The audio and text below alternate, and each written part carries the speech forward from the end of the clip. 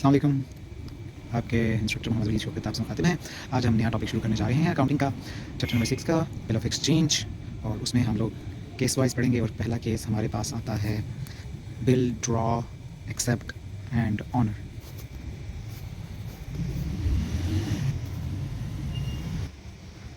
तीन हिस्सों में इस शीट को तकसीम किया गया है जी।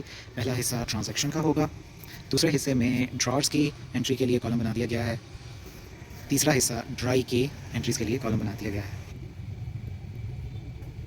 ये जो ट्रांजैक्शन वाले हिस्से में हमें बताया जा रहा है कि एस एक साहब हैं, उन्होंने चीज़ें सोल्ड आउट की हैं पी को 1000 रुपये की, और एस ने साहब ने एक बिल ड्रॉ कर दिया है 3 महीने की मुद्दत का पी पर। पी ने उसे एक्सेप्ट किया है और ऑनर कर दिया है ड्यू डेट को। ऑनर का मतलब यानी पेमेंट करती है मुकर्रर तारीख को। अब हम इसकी जनरल एंट्रीज करने जा रहे हैं, ड्रॉर्स यानी एस की बुक में भी और ड्राई यानी पी की बुक में भी। अब जब ड्रॉर ने पी को चीज़ें बेची हैं तो पी से पैसे वसूल करने हैं, जिसलिए पी उनके लिए अकाउंट रिसीवेबल हो गए। इसलिए एंट्री में सबसे पहले वो पी लिखेंगे। और क्यों पी लिखेंगे? क्योंकि उनके पास से चीज़ें गई हैं, सेल की हैं, तो चीज़ें की सेल हो गई 1000 की। और इसी के बिल्कुल ऑपोजिट ड्राई यानी कि पी ऑपोजिट एंट्री करेंगे।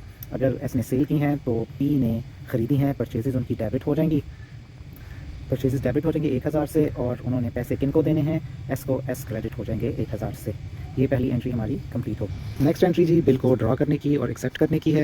इसमें सबसे पहले आप बिल को जिन्होंने रिसीव करना हो, ड्रॉ करना हो, वो बिल रिसीवेबल लिखते हैं। और बिल्कुल उसके ऑपोजिट ड्राई की किताब में वो बिल पेएबल हो जाता है। अगर बिल रिसीवेबल डेबिट है तो बिल पेएबल क्रेडिट है। और इसी तरीके से इनकी अमाउंट लिख दीजिए। अमाउंट लिखने के बाद जो शख्सियात हैं, जो पर्सन हैं, ड्रॉर और ड्राई, वो एक दूसरे की बुक में डेबिट क्रेडिट हो जाएंगे।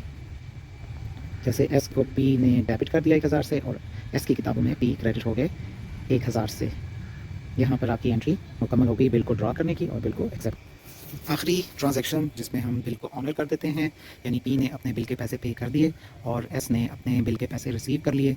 डी जब पेमेंट करेंगे तो उनका कैश क्रेडिट हो जाएगा 1000 से, और एस के पास कैश आ गया, कैश डेबिट 1000 से। और बदले में जो बिल रिसीवेबल था वो क्रेडिट एस की किताब में, बुक में, और पी की बुक्स में बिल पेएबल डेबिट हो जाएगा। इस यूँ हमारा पहला केस बिल को ड्रॉ करना, एक्सेप्ट करना और उसे ऑनर करना कंप्लीट हो जाता है। अगर अब मामला आ जाए बिल को डिसऑनर का, तो यही जो एंट्री है पहली वाली, इसी एंट्री को हम ऑपोजिट कर देते हैं दोनों सूरतों में और हमारी बिल डिसऑनर हो जाता है। मतलब हम इसको कैसे सॉल्व करेंगे? जो बिल हमने पे करना था, बिल पे नहीं कर पाए और हमने पैसे वापस लेने हैं, तो यही एंट्रीज़ हम रिवर्स कर देंगे। बिल रिसीवेबल क्रेडिट हो जाएगा और उधर दूसरी साइड पर बिल पेएबल डेबिट हो जाएगा। और ऐसा अपनी बुक्स में पी को डेबिट कर देंगे क्योंकि पी से दोबारा से पैसे लेने हैं, और पी अपनी बुक्स में एस को क्रेडिट कर देंगे कि उन्होंने अभी एस को दोबारा से पैसे अदा करने हैं। यूँ डिसऑनर की एंट्री भी मुकम्मल हो गई।